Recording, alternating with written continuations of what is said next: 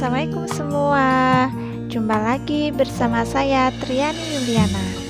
Kali ini saya akan membacakan novel yang berjudul Cinta untuk Fiza part 11. Jangan lupa tekan tombol like, komen, share, subscribe, dan nyalakan lonceng. Terima kasih.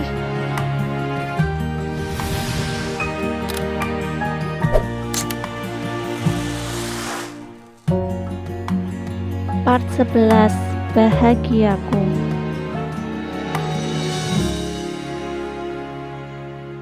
Deru tangisan langit yang kelam disertai angin kencang semakin memporak-porandakan suasana yang mencekam. Riuhnya seolah paku-paku yang terjun dari ketinggian, membuat gemuruh di dada semakin berdentam-dentam. Seiring dengan kilatan petir yang membentak gelapnya malam, mulutku tak henti-hentinya beristighfar dan melafazkan doa. Subhanalladzi yusabbihu ra'du bihamdihi wal malaikatu min hifatih. Maha suci Allah yang guruh itu bertasbih dengan memujinya. Demikian pula para malaikat karena takut kepadanya. Rinai di pelupuk mataku kian merintik-rintik satu persatu. Rasa kalut dan cemas begitu membasahi lubuk hati ini, hingga alirannya pun semakin deras ke permukaan pipi. Ya Allah, hamba begitu takut di rumah sendiri dalam kondisi seperti ini. Di mana sebenarnya keberadaan Pak Dava? Apa yang dilakukannya? Seperti malam-malam sebelumnya, dalam kecemasan aku menunggu Pak Dava pulang kerja. Waktunya yang tak menentu membuat jiwa ini semakin lelah. Rasanya ingin menyerah saja atas pernikahan ini, tetapi selalu terkenang nasihat Mama. Sabar. Waktu itu, aku menanyakan kunci kesuksesan dalam menghadapi watak yang keras, baik dari anggota keluarga maupun rekan bisnisnya. Di sela-sela kesibukan dalam berbisnis sekaligus merangkap menjadi ibu rumah tangga, beliau selalu mencurahkan waktu untuk menjelaskan segala keingintahuanku itu dengan kesabaran. Fiza, ingat, tak ada yang keras di dunia ini, akal maupun hati. Seperti halnya sirah Ibnu Hajar pada kajian yang kita dengar kala itu. Suatu ketika, Ibnu Hajar ditimpa cobaan yang berat, yaitu kehilangan orang tuanya.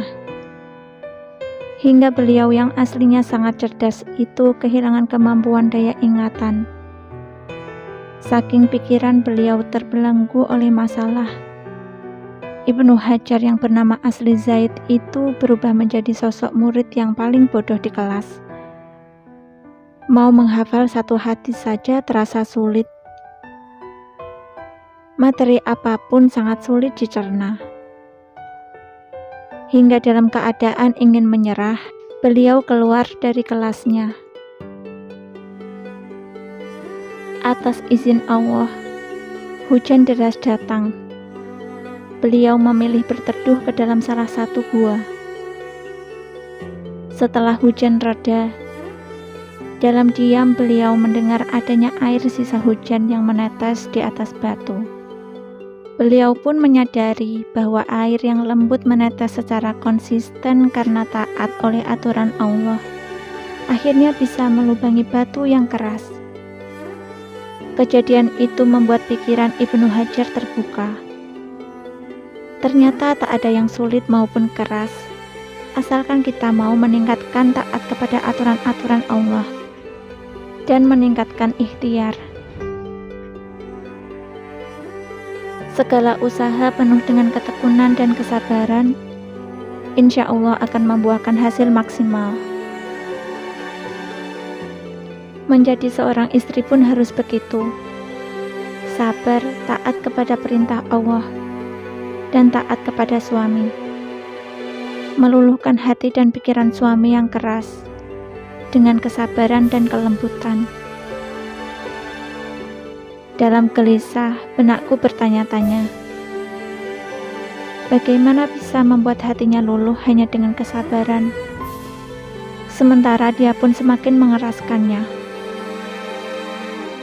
Astagfirullah, mungkin aku harus meningkatkan kesabaran lagi. Namun, sampai kapan? Detik demi detik kian bergulir. Kuraih ponsel di nakas. Waktu di layar menunjukkan tepat pukul 10 malam. Jemariku gemetar mengetik sebuah nama, yaitu menghubungi Pak Dava. Namun, nihil. Panggilan pertamaku dia abaikan. Hingga seterusnya sama. Pesan WhatsApp yang kukirim pun tak dibacanya. Hujan maupun angin tampaknya enggan untuk beranjak. Kilat dan petir tak henti-hentinya menyentak angan hingga menarikku dalam ketakutan. Sesaat kemudian, aku berteriak seiring dengan bahana guntur yang menggelegar, disertai dengan lampu yang padam. Kulafazkan istighfar berkali-kali untuk menepis rasa kalut yang menggebu-gebu ini. Sekuat hati aku meredamnya, tetapi rasa itu enggan sirna. Badanku yang kian gemetaran meringkuk di atas lantai. Napas tersengal-sengal, terasa nyeri dan sesak. Kecemasan semakin melingkupi hatiku.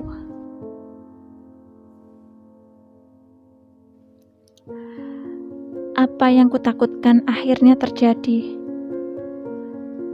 Bayangan-bayangan mengerikan itu kini hadir kembali menghantui pikiranku. Sekelebat sosok putih menari-nari di angan ini. Semakin lama semakin menguasai. Aku merintih, merasakan nyeri dan mual di perut.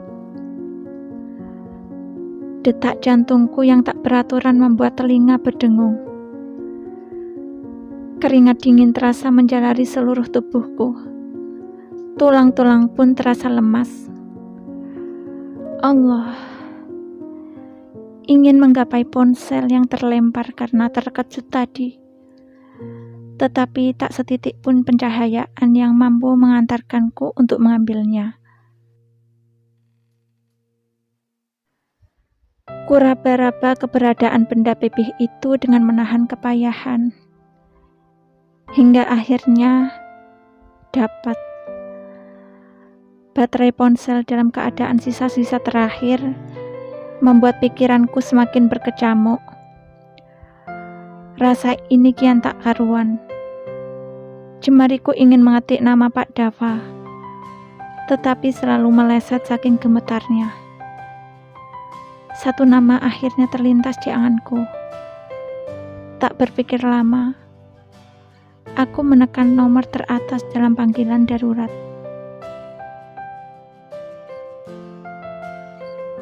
Assalamualaikum. Tumben Za, malam-malam telepon.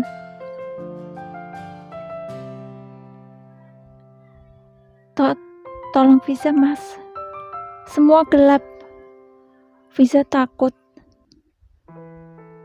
Tenggorokanku semakin tercekat. Napas tersengal, mual dan pusing terasa semakin hebat. Belum selesai aku mengungkapkan kepada seseorang di seberang telepon, tetapi semuanya benar-benar menjadi hitam. Secara perlahan aku membuka mata yang terasa berat. Bayangan gelap menakutkan itu kini berubah menjadi terang. Anganku berputar ke belakang, berusaha mengingat-ingat kejadian yang mencekam tadi.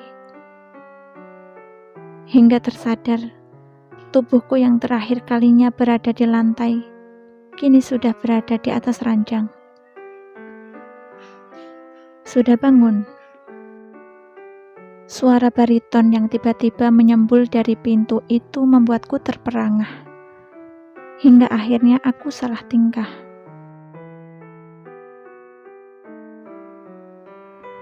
Selain dikagetkan dengan keberadaannya, aku pun dikejutkan oleh penampilan Pak Dava yang berbeda dari sebelumnya.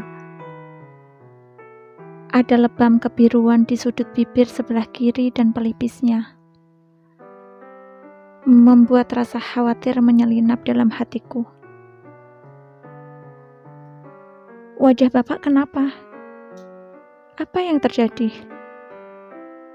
Pria itu bergeming, tak menanggapi satupun pertanyaanku. Kenapa tidak memberitahu saya kalau kamu fobia gelap? Tanyanya mengalihkan pertanyaan. Bapak tahu dari mana kalau saya fobia gelap? Bukankah kamu sendiri yang mengirimi pesan tadi? Tanyanya datar sembari meletakkan baskom kecil di nakas yang baru saja ia bawa. Setelah itu Pak Dava mengambil kain bersih dan mencelupkannya ke baskom. Tanpa bicara lagi, lelaki itu meletakkan kain yang telah diperasnya di keningku.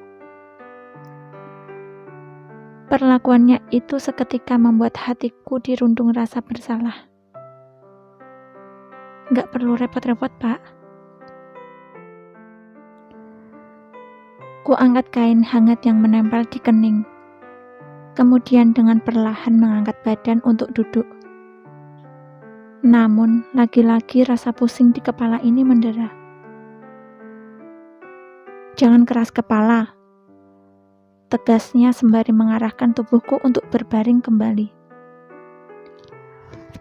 Mengingat rasa di sekujur tubuh yang belum benar-benar pulih, dengan canggung kuturuti saja permintaannya. Berupaya memutar memoriku. Terngiang dalam ingatan bahwa tadi aku hanya mengirim pesan berupa pertanyaan di mana keberadaannya. Dari mana dia bisa mengetahui tentang fobia gelapku ini? Saya ambilkan bubur sebentar. Jangan banyak gerak. Pintanya sembari melangkah pergi. Sekelebat penasaran menghampiri benakku. Dari mana saja Pak Dava dan apa saja yang terjadi padanya? Tak berselang lama, lelaki itu kembali ke kamar dengan semangkuk bubur dan segelas air putih di atas nampan. Meletakkannya di atas meja samping ranjang, lalu menghampiriku. Pelan-pelan, ucapnya datar sembari membantuku duduk. Sebenarnya, Bapak dari mana? Aku bertanya dengan penuh ragu dan gugup. Setelah posisi duduk telah sempurna. Lalu kusembunyikan wajah sembari memasukkan anak-anak rambut yang menyembul dari khimar yang kukenakan. Lagi-lagi pertanyaanku tak mendapatkan respon. Pak Dava hanya menjawab dengan sorot mata yang menerawang. Hingga beberapa waktu berjalan, aku gelagapan. Menyadari bahwa netra itu tak beranjak dari wajah ini. Jam berapa sekarang? Aku mengalihkan pertanyaan. Jam 1 malam. Makanlah. Pak Dava mengulurkan sesendok bubur ke arah mulutku. Saya makan sendiri saja, Pak. Aku salah tingkah sembari mengambil alih sendok yang dia pegang. Merasa bersalah karena telah merepotkan dia tengah malam. Berkali-kali aku bermaksud mengambil sesuap bubur, tetapi selalu gagal. Tangan ini bergetar tak karuan. Sini, diambil alihnya lagi sendok dari genggamanku. Dengan telaten dia menyendok bubur, lalu mengarahkan ke mulutku. Lewat sorot mata yang meyakinkan itu, akhirnya aku luluh. Sejenak menepis rasa malu, aku menerima sesuap demi sesuap bubur yang dia ulurkan. Perhatian Pak Dava seketika mengundang gerimis di hati ini. Kupindai wajah yang biasanya putih bersih itu, kini menjadi berantakan. Jejak kebiruan dan bengkak terpampang jelas di sana. Bercak darah pun tercecer di bajunya, membuat kedua netraku tak bisa menahan kaca-kaca. Bulir bening di pelupuk mata akhirnya luruh, seiring dengan sesak di dada yang terasa semakin menyeruak. Hening. Pak Dava menyuapiku dalam diam. Aku pun sama, tak mampu mengungkapkan rasa kekhawatiran yang melanda jiwa. Hingga sesuap demi sesuap bubur yang terasa lezat dan asin karena tercampur air mata, akhirnya masuk ke perutku.